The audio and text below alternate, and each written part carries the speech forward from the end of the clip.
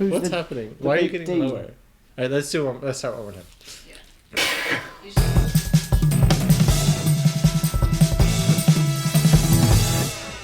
Hey, I'm Soman.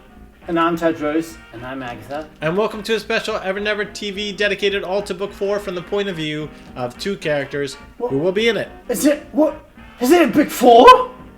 Where have you been? Yeah, where are you? She knows. You thought that the end of book 3 where everything was happy and you went off to be a king and that was it. So much work. It will be fine. You will be in another book and there will be work to do because you are now king of Camelot. No.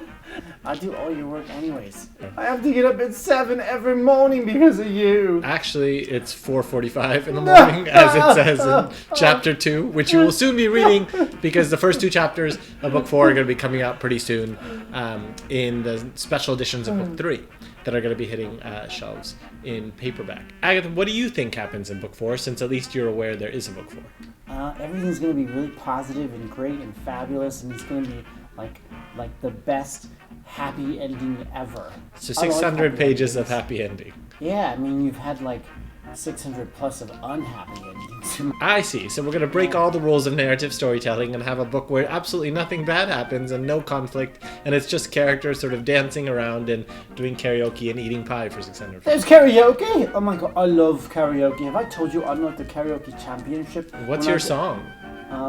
Don't go breaking my heart. Actually, it's dancing queen. But let me go back to the point of the fact that there's no conflict in this book. There is more conflict in this book than any book before.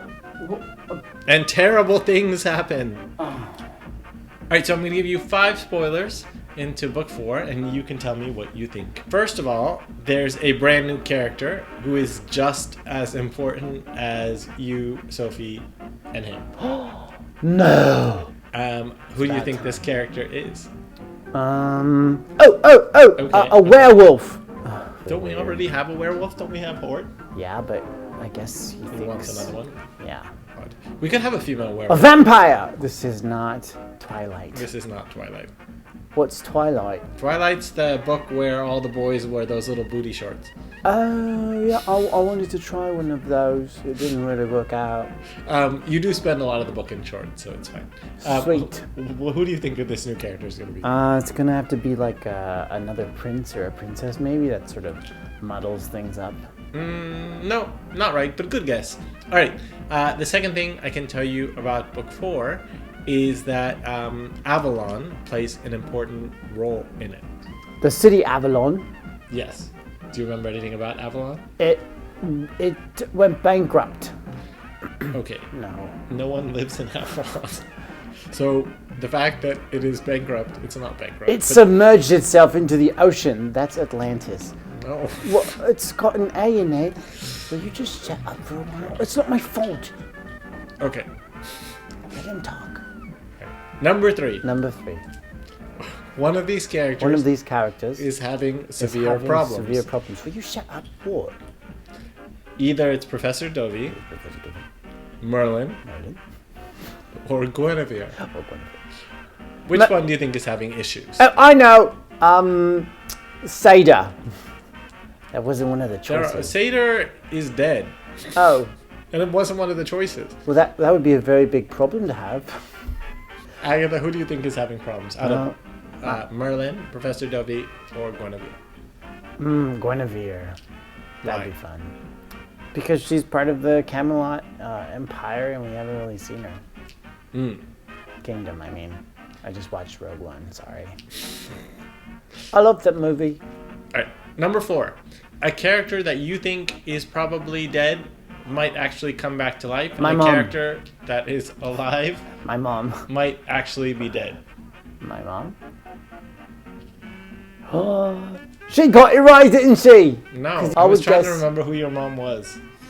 What?